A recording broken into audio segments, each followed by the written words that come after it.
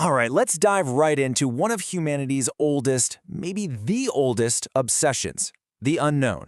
This is a story about our relentless, just human drive to explore, to understand, and yeah, ultimately to conquer the blank spaces on our maps.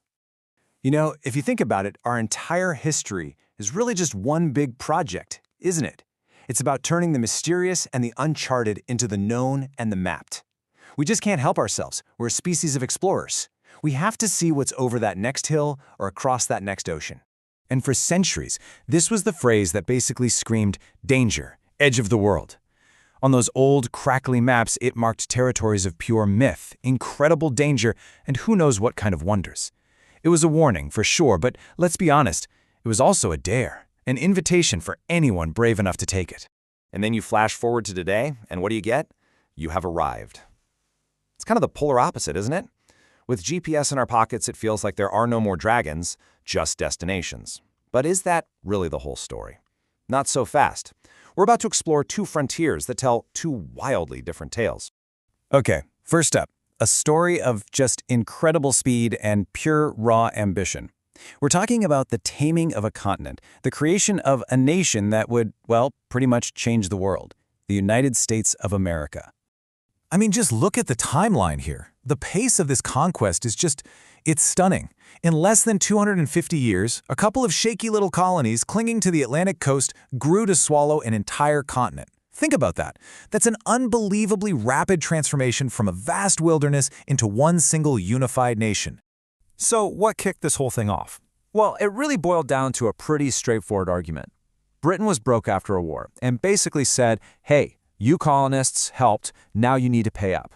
But the colonists fired back with, hold on, how can you tax us when we don't even get a vote?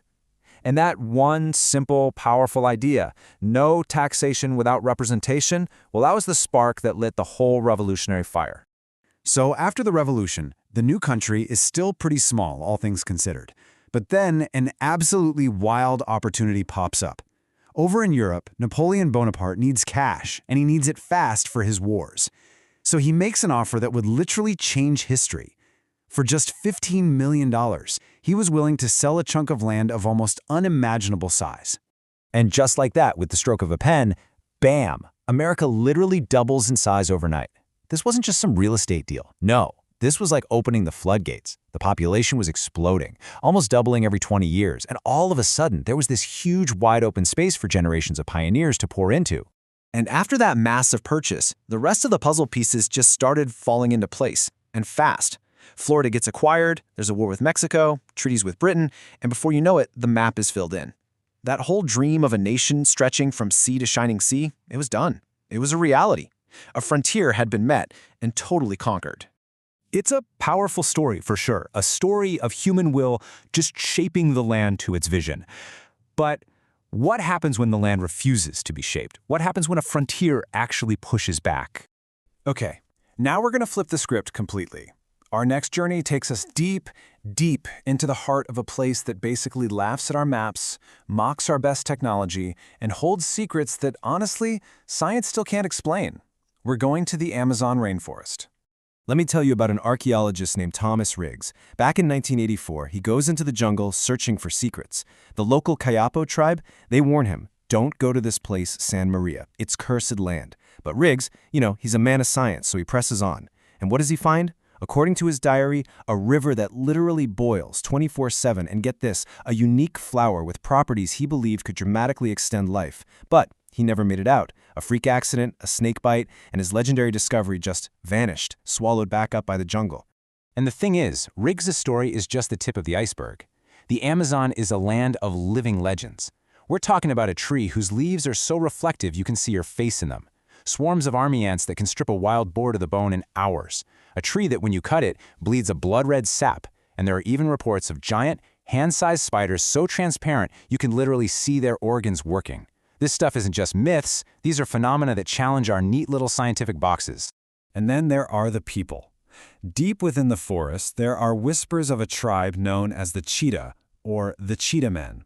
They're said to live completely isolated, and according to the few who claim to have made contact, their skin has natural spots and stripes, just like a cheetah. But here's where it gets really strange. They don't worship some abstract god or a spirit. Nope. They worship a physical being they claim still lives deep in the jungle. A tribal chief described it this way: a creature that walks on two legs like a man, but has the speed and power of a cheetah. They believe it's their ancestor and the protector of the jungle. So this is a frontier that doesn't just resist you, it swallows you. The most famous case is Colonel Percy Fawcett. In 1925, this legendary explorer, his son, and a friend marched into the jungle searching for a mythical ancient city. They sent messages back for weeks, and then nothing. Silence.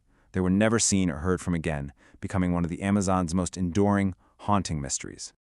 So this brings us to two frontiers with two very different outcomes. One was conquered, mapped, and totally transformed. The other remains wild, mysterious, and maybe, just maybe, it's unknowable.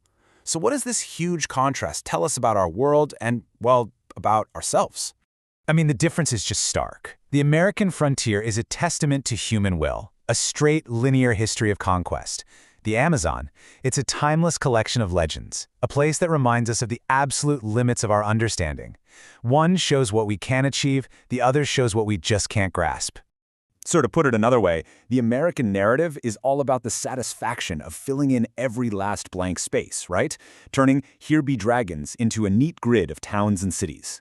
The Amazon story, though, is about the humility of accepting that some mysteries might not be for us to solve, that some parts of the map might have to stay blank.